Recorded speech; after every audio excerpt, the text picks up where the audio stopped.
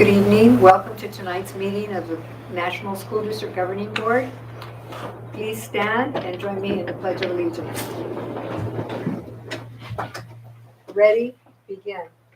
I pledge allegiance to the flag of the United States of America and to the republic for which it stands, one nation, under God, indivisible, with liberty and justice for all.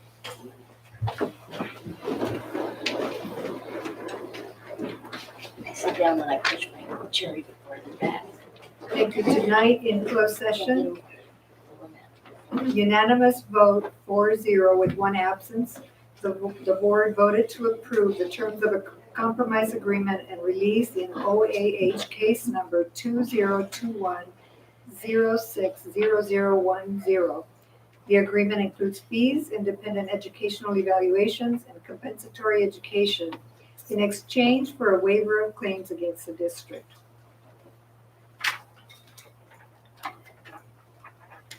Will the recording secretary please call the roll? Ms. Lizarraga? Present. Ms. Gates is absent. Ms. Sarmiento? Present. Ms. Benford Castañeda? Present. Ms. Dalla? Present. Thank you.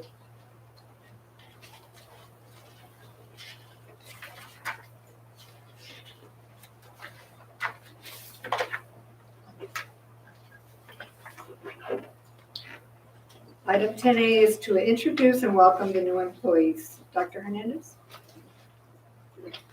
Good evening. I'd like to introduce the new employees.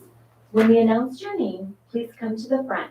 The board president at that time will hand you a pin, but I do ask that the board president stay seated to adhere to social distance protocols.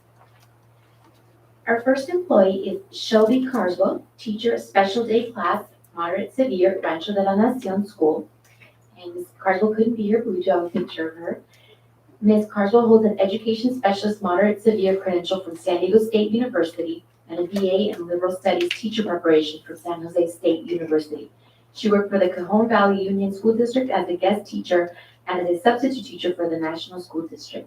And something special about Ms. Carswell is that her mother also worked with us, Lynn Carswell, a teacher at Central. So now we have both of them here with us. So welcome, Ms. Carswell.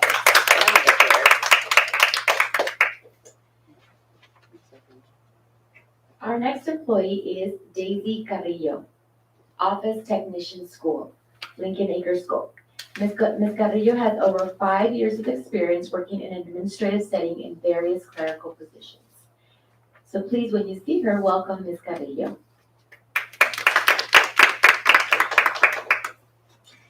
Our next employee is Andrea Gallegos, and she's here with us today. So come on up, Andrea. Child Nutrition Services Assistant at El Toyon. She has an AA in Child Development from Southwestern Community College. She has experience working as a child daycare assistant. Now, Andrea, I'm going to ask you to come right back up so we can take a picture of you. Thank you. So welcome and congratulations.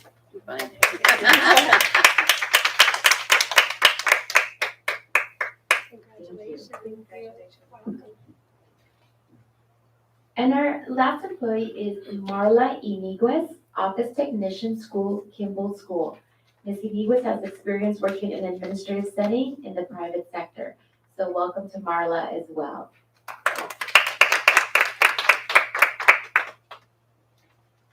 At this time, we would like to let you know that you are welcome to stay, but if you need to leave, we appreciate you coming as well. So welcome to National School District.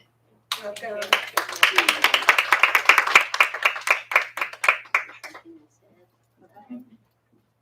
Thank you. Item 11, public communications. Public communications provides the public with an opportunity to address the board regarding an item on the agenda or other topic. Anyone wishing to address the board shall submit a request for oral communications card. Cards are available near the entrance to the boardroom and are to be submitted to the recording secretary. A member of the public who wishes to address the board on such matters are limited to 3 minutes for one matter, up to a maximum of 5 minutes for all matters. There shall be a limit of 20 minutes for any matter unless such time limit is waived by a majority vote of the board. No board action may be taken. Do we have any? No speakers. Thank you.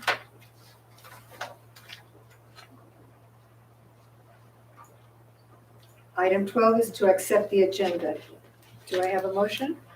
So moved. Second. I have a motion by Ms. Bettencourt Castaneda and I have a motion by Ms. Sarmiento and a second by Ms. Bettencourt Castaneda. Please vote. Ms. Lizarraga. Aye. Ms. Sarmiento. Aye. Ms. Bettencourt Castañeda. Yes, on item 12. Ms. Dalla. Yes, on 12. Item passes 4 yes, 1 absent. Item 13 is to approve the consent agenda routine items of business. Do I have a motion? A motion. Maria Bettencourt Castañeda. And do I have a second? I seconded Lizarraga.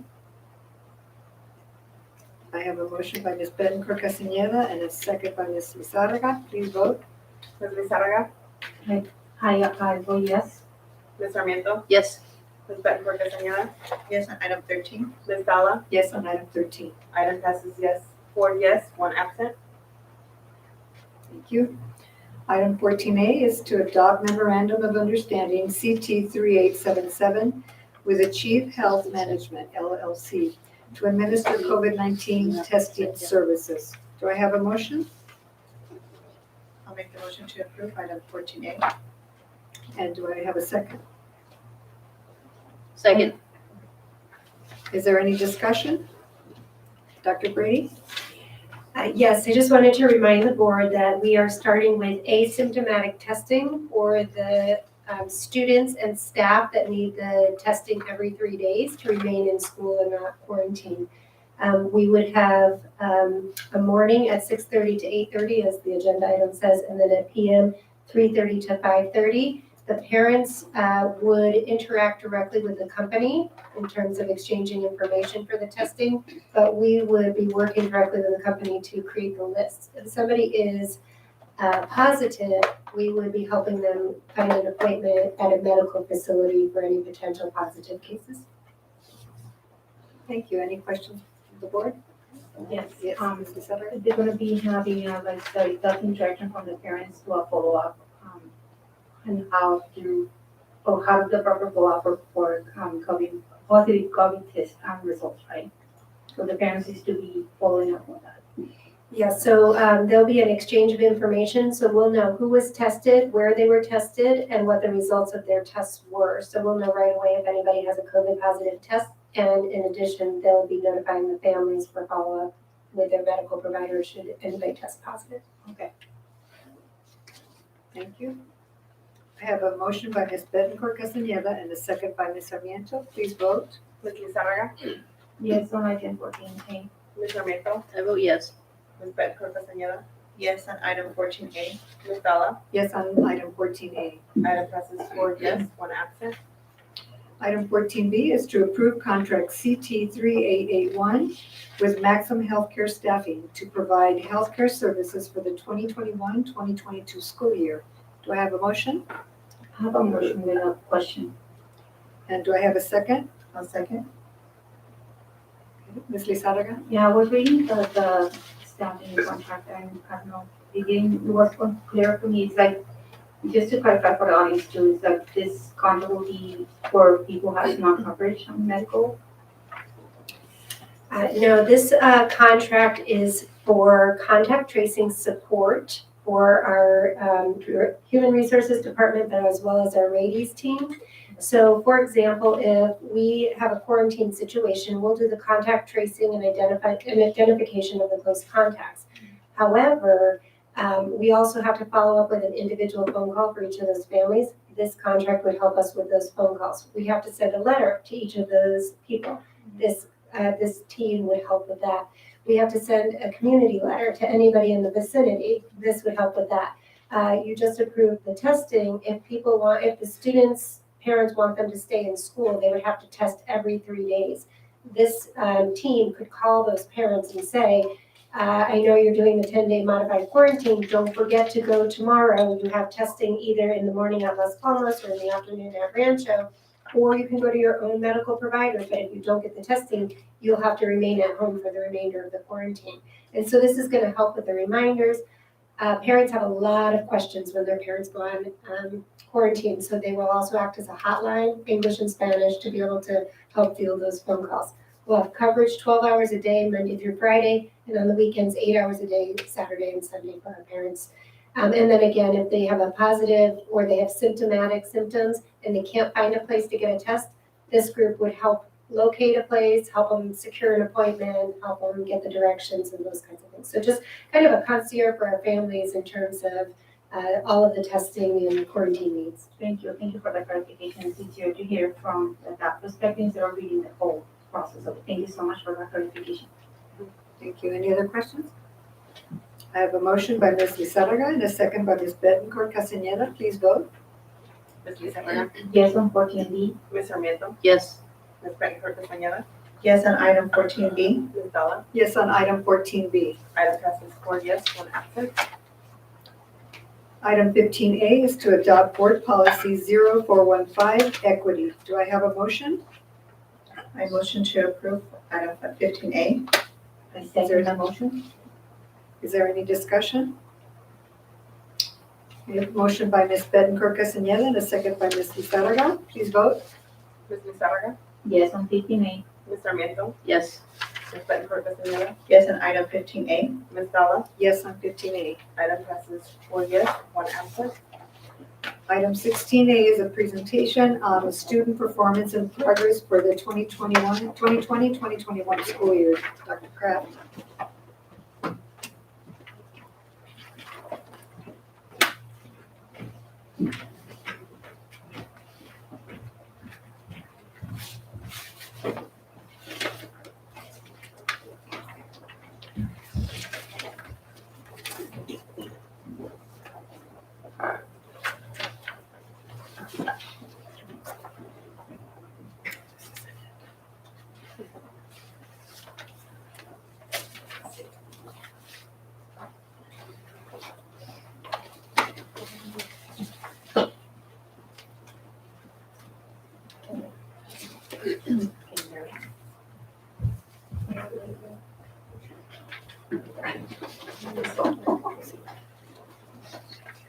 Better.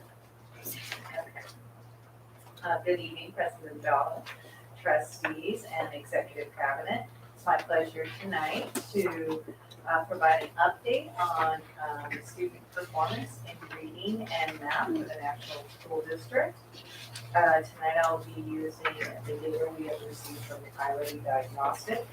As the board may remember, historically, this presentation focuses on student performance on the CAS state test. But in 1920, the state did suspend the CAS due to the school closure. And in 2021, the state, responding to districts being in various positions, whether they were still in distance learning or hybrid, gave districts the opportunity to choose between a local assessment or to take the state test. However, we were preparing to open for hybrid, so we elected to use our local assessments, iReady, to provide an update to our parents on student performance as well as to have a monitoring system. So that is the metric I will be presenting our 3-year data trend on using iReady. In this chart, what you will see is the percentage, overall percentage of students by grade level over the last 3 years, performance on the end of the year diagnostic for iReady. And this measures how much, what percentage of students meet grade level requirements for that grade that they just completed.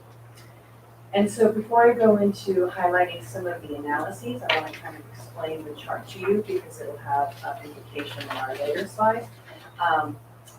As you can see, these dates, these years were we had 2 of our years that were in the middle of the pandemic, and so the testing environments varied. And the third, in June of 1819, we had just piloted.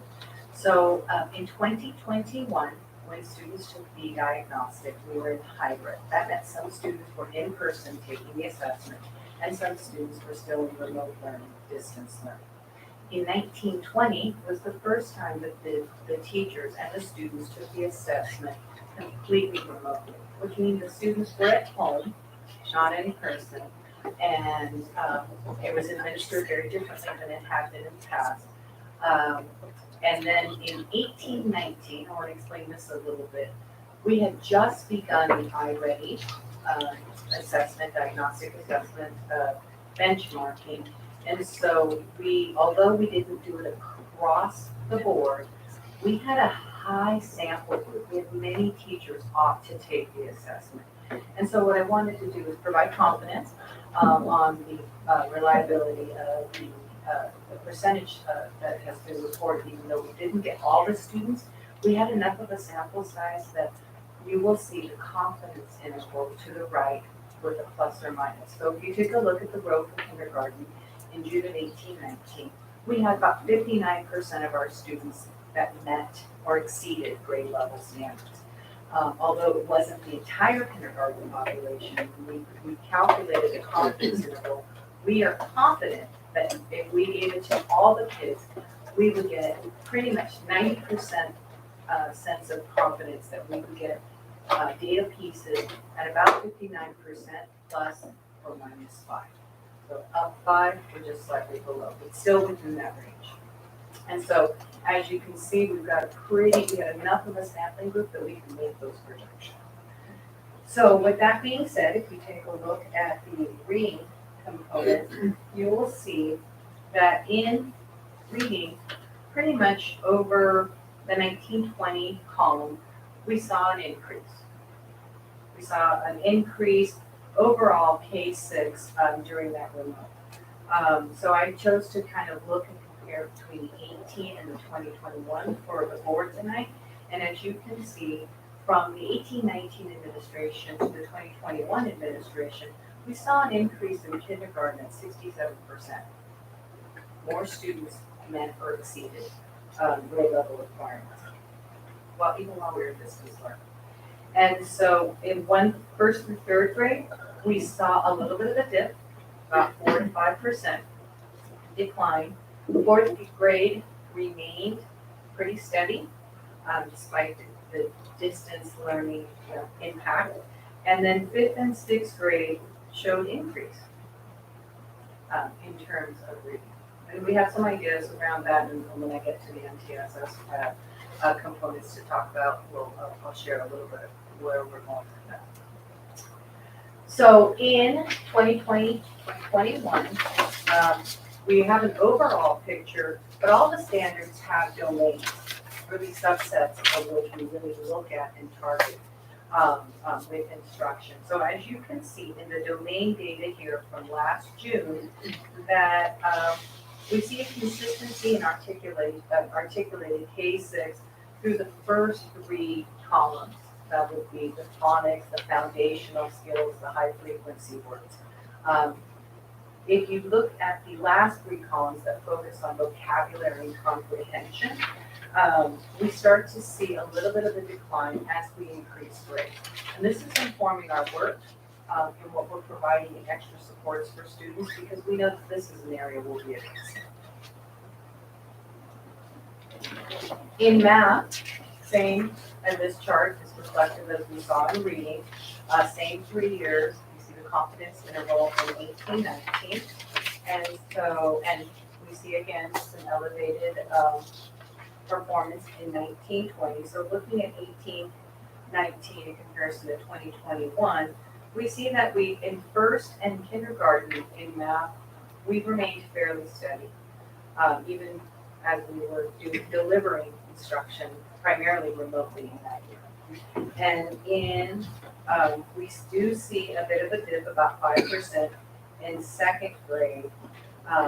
Third through fifth grade, where we see a lot of the standards shifting towards more algebraic thinking, kind of more towards the abstract, we do see a concerning dip, and we have responded to it, and I'll share a little bit about some of our plans this year to address that. And then, and in sixth grade, despite the shifting of the standards to the middle school standards, which get more complicated, we did see a maintenance of our math performance. And so this would be the domain section of the 2020-2021 performance that was done in June. And as you, I'd like you to take a look at numbers in operation and algebraic thinking. That's kind of where you see the standards get more intense as the grade levels go up.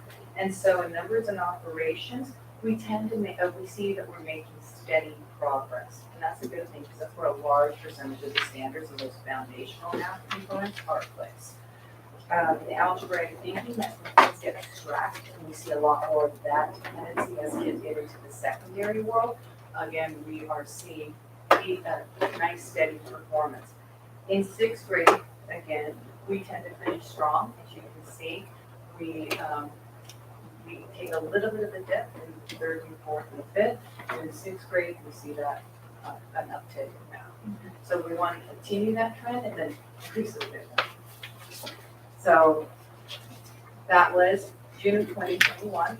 We are finishing our first in-person diagnostic for this year, for the 2021-2022 school year, and this is the first assessment. And so I did pull data from fall of 2019 because that also was administered in person, so like testing environment, to kind of show kind of an overall where we're at, and then I'll discuss a little bit of what we're going to be doing to address some of the factors and increase and enhance some of the things that we got from this mistake. So if you look at the top chart, you can see reading, fall of 2021 and fall of 2019. You'll see kindergarten in 2019 does not have a score, and that's because we did not assess at the same time frame that first year, wanting to be a little sensitive to the little ones and giving them time. We did find out, however, that assessing later didn't really do much for us except give us less time to address any issues. So we have now begun assessment at the beginning of the year for kindergarten. Overall, we are in literacy and reading. We are maintaining. We're showing the same kind of starting point with every grade level. We do have some significant areas that we will be addressing, and that is in second grade. As you can see, that's about a 5% decline, as well as third grade, and then in fifth grade. So those are areas that we'll be looking at, and I'm looking for some strategic supports using the funding sources that we were giving to help with learning. If you take a look at sixth grade, though, we showed an increase of about 2%. If you take a look at the bottom right-hand side, the math data that's for this year, it's not quite completely finished, so there'll be some variation, but we've got nearly all of our student data in. Again, you're seeing that we do get a lot of fall. We didn't have a kindergarten in fall of 2019 for the same reason. Math did take a greater impact over distance learning. Makes sense. We did a lot of conceptual hands-on, and as you can see at the beginning of the year, just keep in mind they were testing what that grade level would be, what they would be expected to perform at the end of the year. So we do generally see in the fall lower numbers, but we did see about a significant decline in the upper grades, 4th, 5th, and 6th. And as I shared earlier, that's where we start seeing the complexity of the math, the abstract math becomes more and more prevalent. So we do have a plan to address that through our multi-tiered system of support. Our focus is really tier 1, which is that classroom-based instruction. We really are structuring this work at the site level because each site has their own nuances and their own needs. So we want to make sure we give not only the students, but the teachers and the site by name service. And so what is MTSS? It's a coordinated system-wide effort to really provide strategic support to students. It approaches the whole child, so it's integrating both academic and social emotional. It is data-driven. Entry points, exit points, and monitoring are the stories told by the data. And then, again, we're targeting tier 1, which is that core instruction where the kids spend most of their day.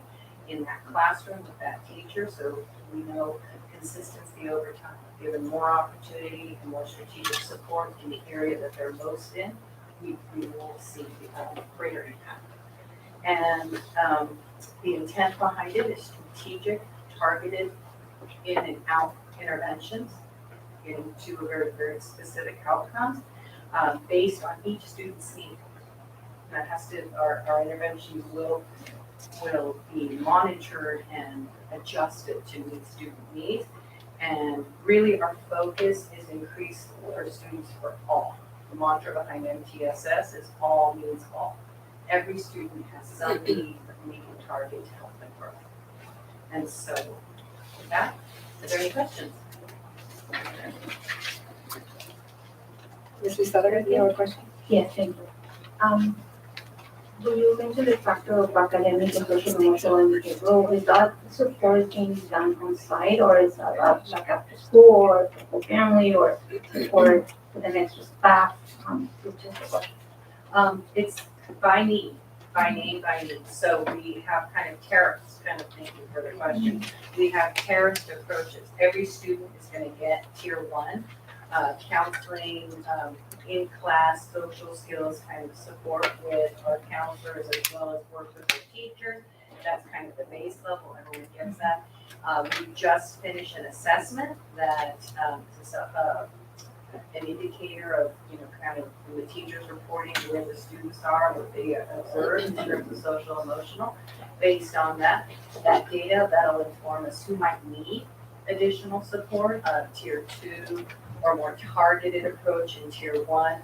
And students who may be demonstrating more intense needs, that would be our tier 3. We have our community partners with us that we will be able to have out, Care Solace or Nueva Vista, any additional kind of more targeted, intimate one-on-one support for those students. Based on that data, based on their needs, we'll be providing that. And that'll be wrapped around at the site level through the MTSS process. Thank you. So if there's a concern from the parent or from the teacher, it should be an approach from each other, right? Correct. Okay. Yes, we encourage our parents to share if there's anything in particular that we know may impact the child's social emotional presence in the classroom and their academic performance. The more information we get, which is data, the better it is we can serve those kids. So definitely we'd want the conversation to go. Thank you. Ms. Betancourt Castaneda? That was actually my question as well, is if parents have some concerns at home that may have not been picked up at the school site, who would be their first point of contact? Should it be their teacher? Should it be their principal? We want to make sure we give our parents as much as the resources they have or they need, because oftentimes if it's not at their fingertips, it can become very frustrating, and our students need as much support as that we can give them. Well, whoever the parents feel most comfortable, we want them to reach out. So, most of the time it's the teacher, and even if it's not the teacher to be able to address that, then the teacher can kind of get the ball rolling. So, anyone at the school site that the parent feels comfortable, if there's concern and they need to express it, please come tell us, because we want to be able to wrap around the services. On our website, we also have Care Solace there, and parents can access that if they prefer to kind of keep it, within their own families, or to address it first at home and see before going to the school.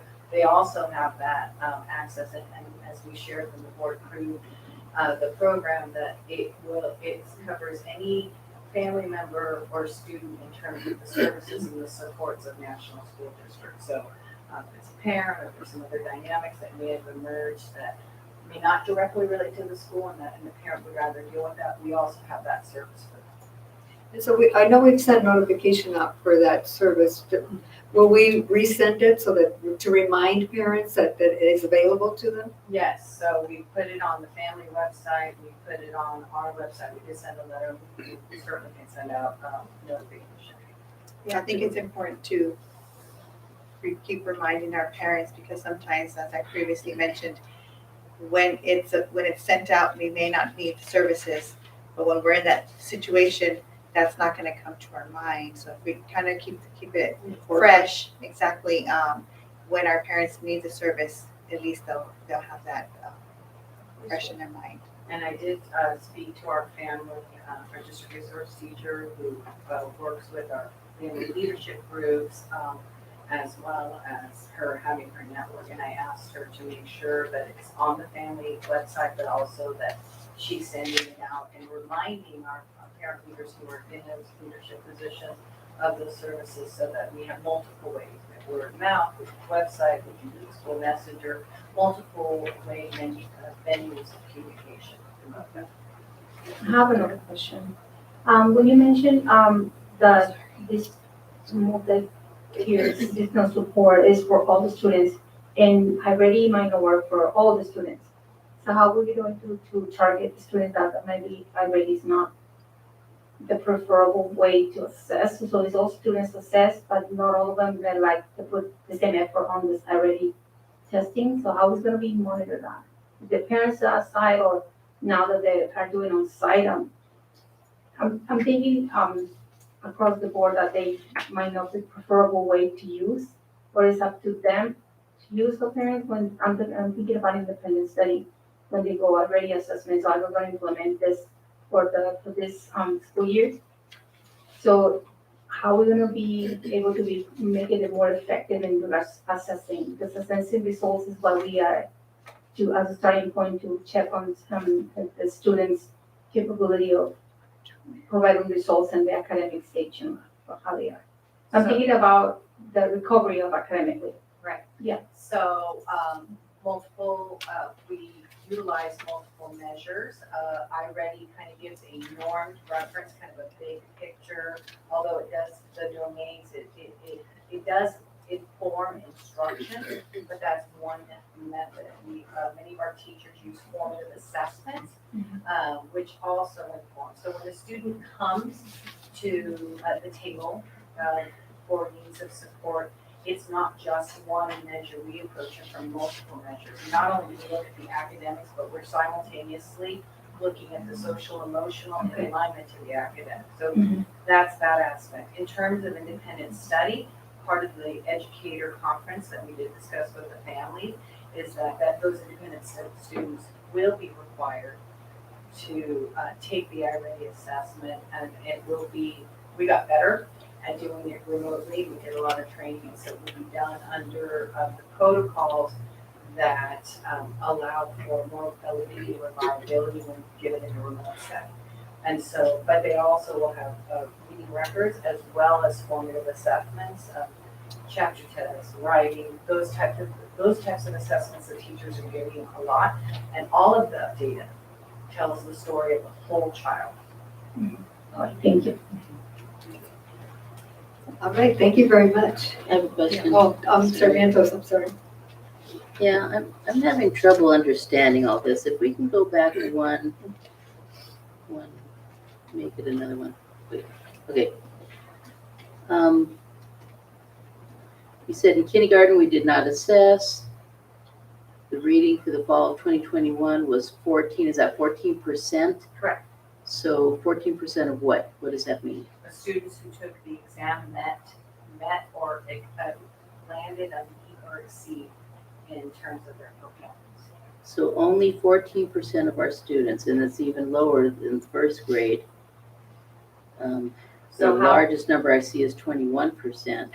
Correct. So in the fall, with iReady, the way the iReady diagnostic is you always see it lower in the fall because they're assessing those grade level standards. Where is the student at the beginning of the year in light of those grade level standards? And we see some students who perform higher and some that don't. And in the fall, you determine how many students begin that look like they're going to maintain and stay on grade level. As instruction happens, as we provide strategic support, we consistently see an increase of those percentages of students in tier 1, which would be the meet and exceed. So you'll see between fall and winter, when they take the second diagnostic after instruction, after supports, after some targeted pieces, you will see an increase in that number. So you want to compare fall to fall, winter to winter, and those other slides were June to June. So what I don't see is the winter to winter on these reports. Do you have that information available? Can you I bring do, that but I to us? don't, the reason I picked fall 2019 and fall 2021 was the testing environment. In both cases, they were in person in school, but I can provide the winter. Yeah, I'd like to see those numbers because Sure. these numbers seem very low and it's concerning to me. Same with, on the other one, let's see. Where we end up with sixth grade at 10%, so we've gone down another 5% from fall of 2019 to fall of 2021. So I'd like to see those winter numbers as well. But overall, I'm just, these don't look good to me. I'm very concerned about these numbers. If I could thank you. If I could jump in. So the winter is just a snapshot in time, but what you do have on the previous page is the end of the year. So you'll see fall of 2019, and then you'll see end of the year 2020. So you'll see where they started and where they ended in that packet. So when you look here at the this chart, and in your packet, I believe your packet was printed, that third column is actually in the fourth column, but your numbers are different, Dr. Kraft, than the ones that they have. Did that column change today? Yes. Okay. Okay. So that might be some of the confusion, but for example, on this chart, the students ended in June of 1920. The kindergarteners, we'll skip them because they didn't test it. The first graders ended at 65%. So could we go to that other chart where the first graders started? So the first graders in fall of 2019 were at 3%, but they ended at 65%. Right here. That's because when we first test, it's The end of the year standards, and so a third grader is being tested on third grade standards that they haven't been taught. Right. That's why those numbers are so low. And then over the course of the year, as they're taught the standards, we would expect that they would be able to demonstrate proficiency, meeting or exceeding those standards. And that number climbs throughout the year. So these are the numbers you should be most concerned of. The winter scores, we absolutely can show you, but those are just monitoring numbers throughout the year, and maybe a better sense would be for the concern is to do a winter presentation for the board, so then you could compare where they're starting, then you could see the growth in the winter, and then again, see it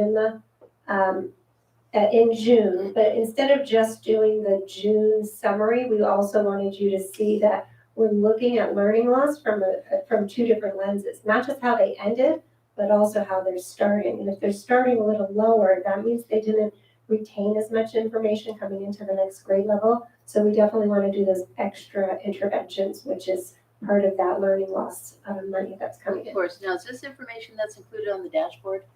No. No, that would Why be not? just the California, because we didn't take the state test, and that's based on the state test. We meaning our district or No. everyone statewide or? So the dashboard is informed by the state testing and the CAPS result. The state suspended it in 1920, but they also later said that they will not be doing the dashboard because the dashboard is generally dependent on multiple measures that we did not administer. So I believe the last time, and I can follow up, that we will get the next update for the dashboard would be next year at the earliest. Next year when? So once we take the CAS November. in May, it would be, the following fall. That's generally how it reports.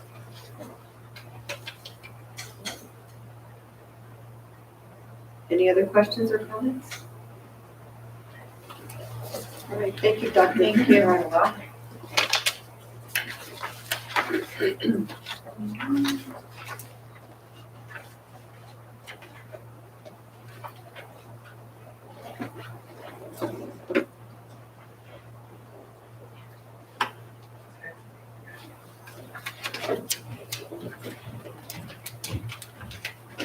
Item 16B, we will conduct a public hearing to discuss the sufficiency of instructional materials in National School District for reading, language arts, mathematics, science, and history, social science for the 2021-2022 school year. As part of the public hearing, Dr. Kraft will be making a brief statement.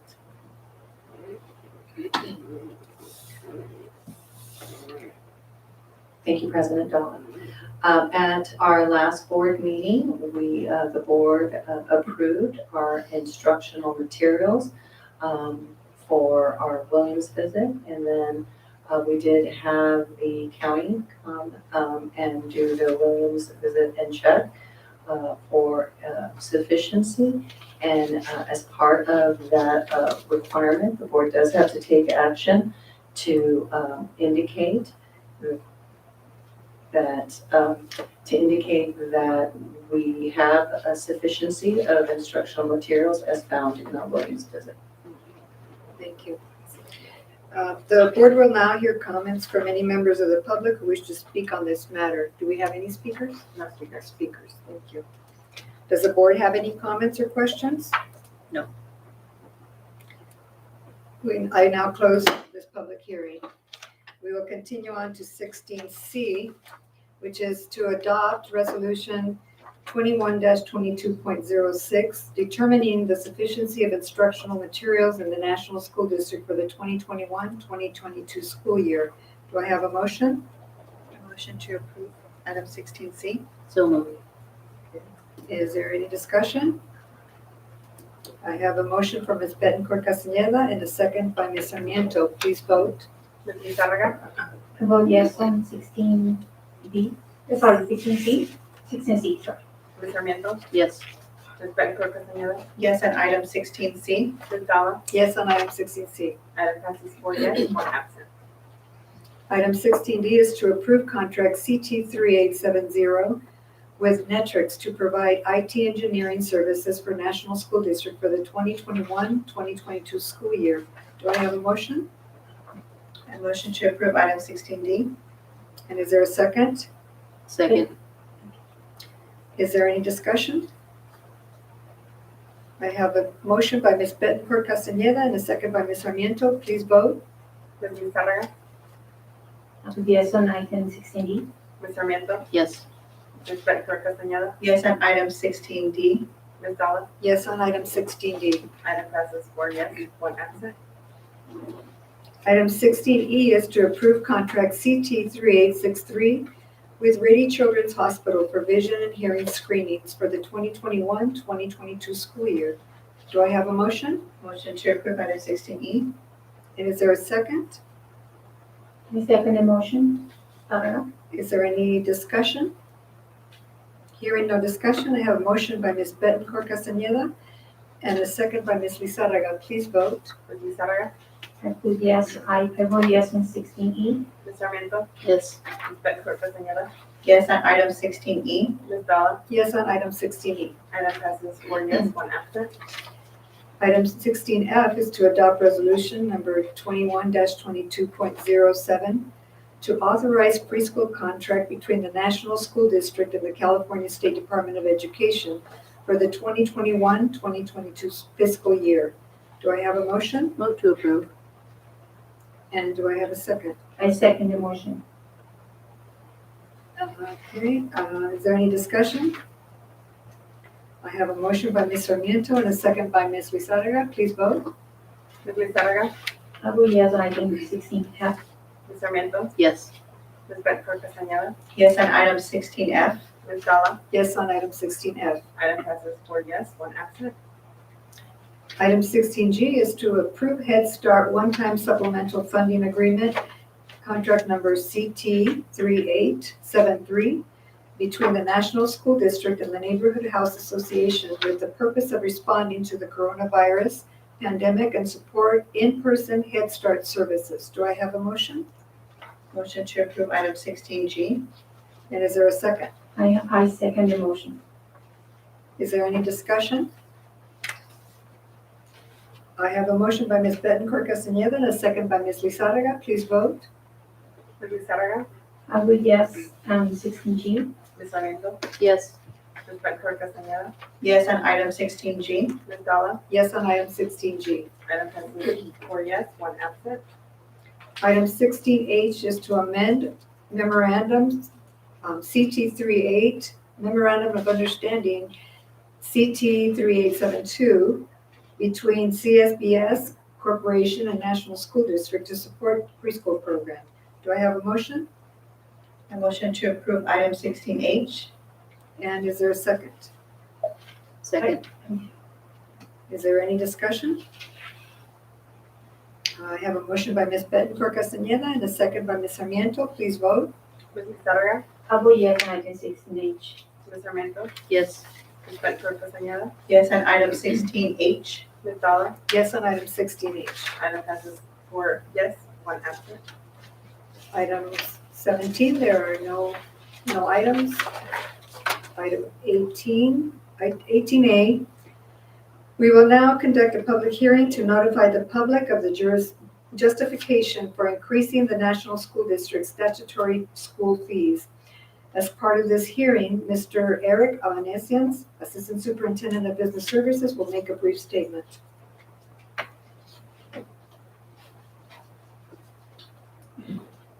Thank you. So part of the process of raising the fees for developer fees is doing an analysis, and the analysis supported our ability to raise the fees for developers when they develop within the boundaries of National School District. And the board will now hear comments from members of the public who wish to speak on this matter. Do we have any speakers? No speaker. No speakers. Do members of the board have any comments or questions? Yes, it's only specifically for businesses, right, for developers or for owners, homeowners, This is for any new development in new the developers. boundaries, including residential and commercial. Okay. Any other questions? Okay, I will now close this hearing. And we will continue on to 18B, which is to adopt resolution number 21-22.08 to increase statutory school fees imposed on new residential and commercial industrial development projects. Do I have a motion? Motion to approve item 18B. And is there a second?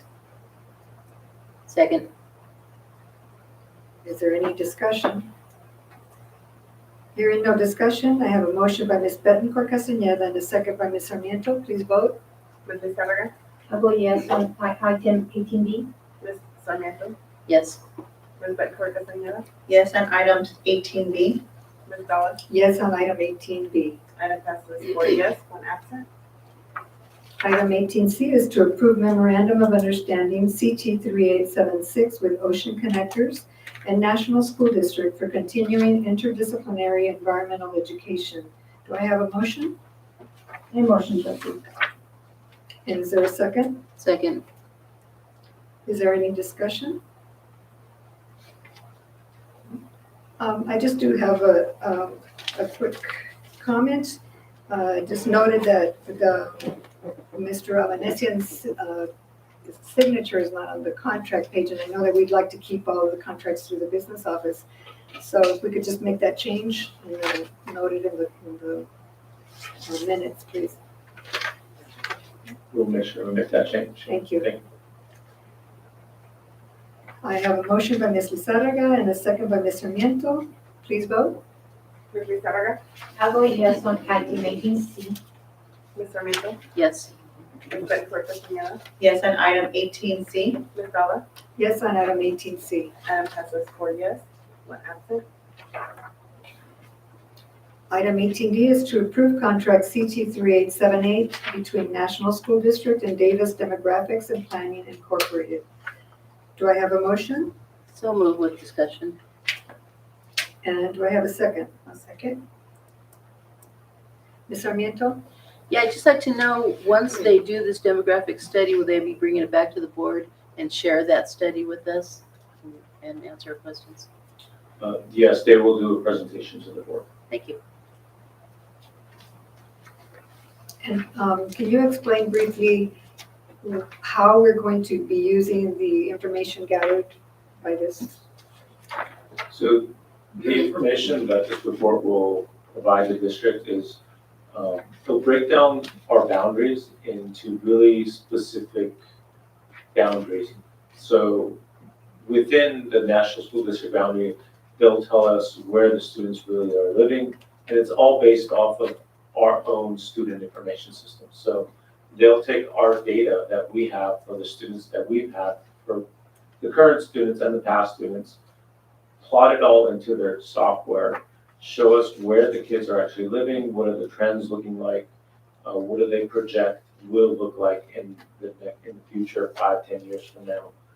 It'll give us a much better idea in terms of planning for the future, but also projecting for our enrollment for the future as well. They do work with Chula Vista Elementary and Sweetwater Union High School District at the moment. It's one of the most, it is the largest demographic company in the state. This is basically, the information they provide will help us plan better, but also it will definitely help us with projections in terms of when we do a budget projection, when we're looking at where students will be in the future, where we should put resources towards. Those are just some of the few things we will be able to use this report with. But we're not looking up to change any of the school boundaries at the moment. No, it won't be used for school boundaries. They have a different service for that. It will help in understanding the boundaries, but if that's something we want to engage with them in the future, that is something separate from this. Thank you. I have a question, well, a couple of questions. This contract with Davis, it will base also the McLeod component of the Census 2020, right? They use the census information as a tool, but it's not 100% of the tool that they use. They really, the bulk of the information will come from our own student information system. And they just use the census information as just supporting that information as well. They use all sources of information that is reliable, but the 2020 census information is just one of those tools that they use. Yeah, I was reading the whole proposal, and it seems pretty thoroughly with different components, which is I really like about it. But what is gonna be the time frame now, starting from now that we approve, and then they're gonna do like by the end of the year, we'll do a couple of months. When are we expecting results from this? If the contract were to be approved tonight, we're looking at a delivery date of around March of next year for the report. And it does take a considerable amount of time to put the report together. All right, thank you. Did you want to say anything? I just wanted to add, I think they said that they don't use the census data, but they do use something called the American Community Survey data. And the census data can be unreliable at times, and so they really are using the trends from our student information system. Yeah, it was so thoroughly that they said they will predict why the students are leaving, which is most likely a concern from all of us. So I'm happy that they can consider those factors. Thank you for clarifying that. Thank you. I have a motion by Ms. Sarmiento and a second by Ms. Bettencourt Castañeda. Please vote. Ms. Zárraga, I vote yes on 18D. Ms. Sarmiento, Yes, Ms. Bettencourt Castañeda, Yes, on item 18D. Ms. Dollar. Yes on item 18D. Item passes 4 yes, 1 absent. Thank you. Now we have board cabinet communications. Ms. Lizarraga. Thank you. I would like to welcome the new employees. I think the new people coming up, and they have a family, extended families every year. And I would like to wish everybody a good day. Thank you. Ms. Sarmiento. ditto, I'd like to welcome the new employees and looking forward to spending time with them, meeting them, and see what they have to offer. Thank you. Thank you. Ms. Bettencourt Castañeda. Thank you. I as well would like to welcome our new employees to our NSD family. And I will be very brief. Wanted to wish Eric a happy 21st birthday. Hope you school, enjoy your day. Also wanted to wish my son a happy birthday, early birthday, and he turns 19, so he can always be my son. Just wanted to say that really quick, just to wish those birthdays, and have a good evening, everybody. Thank you. Thank you. Mr. Amanuensis? Thank you so much. I wanted to say I want to go back to 21. I just wanted to comment, we presented a lot of information at our last board meeting in terms of transportation. We're taking the time to consult with the superintendent at the moment to build a timeline and see what we could bring to the board for action in the next few board meetings.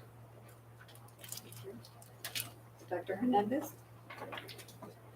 I would just like to welcome all our new employees. It's always great to welcome new employees and as well, like I stated before, and to see our family grow within the family is really nice. It just shows how dedicated our staff is and how much they love working in National.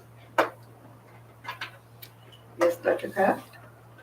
I'd like to echo what Dr. Hernandez said. I've had the opportunity to visit school sites this week, and it's absolutely wonderful to see the work our teachers and the whole school site teams are doing. So, and with that, good night. Dr. Brady? I just wanted to share a few things with the board. First, our COVID positive cases to date are now at 60 total. We have 49 students and 11 adults that have tested positive since the start of school. 82% of those cases are students, but we are pleased that we have not heard of any hospitalizations of any of our students. So that's a silver lining. And our numbers do seem a little bit lower than our neighboring districts. So I think our families are doing a really good job with the mitigation factors with such a contagious variant that's out there. I want to congratulate our Williams teams, both on the instructional side and on the facility side. Specifically, I wanted to point out that of the 3 schools, our schools at Lincoln Acres got 100% in terms of cleanliness on their FIT score. Central got 100% for cleanliness, and El Tejon got a 97.22% for cleanliness. I know there's a lot of talk right now, a lot of fear about what's getting cleaned, how things are getting cleaned, how things are getting disinfected, but a huge shout out to our custodial staff and our maintenance and operations director and custodial supervisor for doing an amazing job. We did a school visit to Central, and I called David, I said, I think I could eat off these desks. They are just so shiny and clean. So if there are places where we need to put a little extra attention, we'll find them and we'll continue to address them. But congratulations to those schools for the wonderful scores. I did want to pass this article down to the board. It's from Cal Matters. It's an article on independent study. You probably saw this summary in your CSBA email blast. They give you a little summary of articles sometimes. But this is really about the new state law that is undermining the ability of schools to be able to keep quarantined kids engaged. Because as you know, we're not allowed to do distance learning as we have in the past. You can see some of the struggles that some of the bigger districts coming online are going through. This is really a program intended for long-term remote learning. Like if a student is going on a trip or needs to stay out of school for a period of time, it is really not for that spontaneous short-term quarantine. And so we're hoping that the state listens.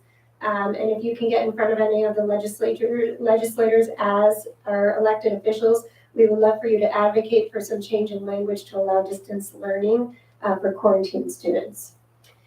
Our student roundtable, the superintendent student roundtable, does start tomorrow. It is now going to be open to 1 6th grader per class. I started getting, we were doing 2 per school, and I started to get emails begging that more students could participate. So we're going to go ahead and open it to 1 student per 6th grade class in the district.